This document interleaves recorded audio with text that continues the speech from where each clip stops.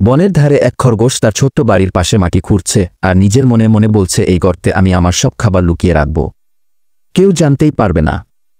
এরপর সে গর্তের মুখ ঢেকে রাখল গাছের পাতা দিয়ে। এক বিড়াল গাছের আড়ালে থেকে সবকিছু দেখছে আর ভাবছে, খরগোশ কিছু তো লুকাচ্ছে, কিছু একটা আছে ওই গর্তের মধ্যে গি। এরপর রাতে সবাই যখন ঘুমোচ্ছে, বিড়াল তখন ধীরে ধীরে খরগোশের বাড়ির দিকে আসে। সে গর্তে মুখ ঢুকিয়ে খাবার খুঁজতে গেলে ধপ করে গর্তে পড়ে যায়। সকালবেলা ভাল্লুক হাঁটতে হাঁটতে এসে দেখে বিড়াল গর্তে আটকে আছে। ভাল্লুক হাসতে থাকে। বিড়াল তখন বলে, কি আমাকে এখান থেকে বের করো, আমি আর কখনো চুরি করব না।